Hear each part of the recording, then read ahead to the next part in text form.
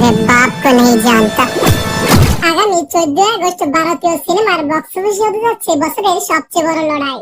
একদিকে ইমরান হাশমির বহুল প্রতীক্ষিত আওয়ারা পান 2, অন্যদিকে সানি দেওলের দেশভাগের গল্প বাটোয়ারা 1947। আর সেই একই সময়ে বাংলা ইন্ডাস্ট্রি থেকে আসছে সুপারস্টার জিতের সবচেয়ে বড় প্রজেক্টগুলোর একটি, কেউ বলে বিপ্লবী, কেউ বলে ডাকা। স্বাধীনতা দিবসের এই লড়াইয়ে শেষ হাসি কে হাসবে, চলুন বিস্তারিত জেনে নেওয়া যাক। সবার আগে বলি আওয়ারা পান 2 নিয়ে। প্রায় 2 দশক পর ফিরছে এই জনপ্রিয় ফ্র্যাঞ্চাইজি। ছবিতে রয়েছেন ইমরান হাশমি, সঙ্গে দিশানা পাঠানি ও শাবানা আজমি। 2007 সালের কাল্ট ক্লাসিক আওয়ারা পানের সিকুয়েল হওয়ায় এই ছবিটি নিয়ে দর্শকদের প্রত্যাশাও অনেক বেশি। ইতিমধ্যে এই সিনেমাকে স্বাধীনতা দিবসের অন্যতম বড় হিন্দি রিলিজ হিসেবে দেখা হচ্ছে। এবার আসে বাটোয়ারা 1947 এর ক্ষেত্রে। রাজকুমার সন্তোষী পরিচালিত এই পিরিয়ড ড্রামায় অভিনয় করেছেন সানি দেওল, প্রীতি জিন্টা, শাবানা আজমি ও আলী ফজল।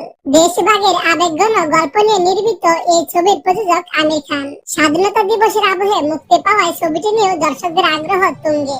আর এবার আসি বাংলা সিনেমার সবচেয়ে আলোচিত ছবি কেউ বলে বিপ্লবী, কেউ বলে ডাকাতি।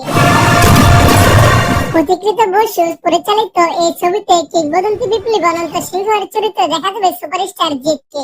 সঙ্গে রয়েছে তুতারাই চৌধুরী, কৌশিক সেন, অজিতাভ দত্ত, চন্দন সেন এবং দেবোত্তমা সাহা সহ আরো অনেকেই। বাস্তব ঘটনার অনুপ্রেরণায় তৈরি এই পিরিয়ড অ্যাকশন ড্রামায় স্বাধীনতার পর এক বিপ্লবীর সংগ্রাম ও বিতর্কিত জীবনের গল্প তুলে ধরা হয়েছে। ছবিটি 14 আগস্ট মুক্তি পাচ্ছে এবং এর গ্র্যান্ড ট্রেলার লঞ্চ অনুষ্ঠিত হবে 2 আগস্ট। এখন দেখার বিষয়, একই স্বাধীনতা দিবসের উইকেন্ডে আওয়ারা পান 2, বাটোয়ারা এবং কেউ বলে বিপ্লবী, কেউ বলে ডাকাত, এই 3টি বড় ছবির মধ্যে দর্শকদের সবচেয়ে বেশি ভালোবাসা পায় কোন ছবিটি? আপনার মতে এই বক্স অফিস লড়াইয়ে বিজয়ী হবে কোন সিনেমা? কমেন্টে অবশ্যই আপনার মতামত জানাবেন।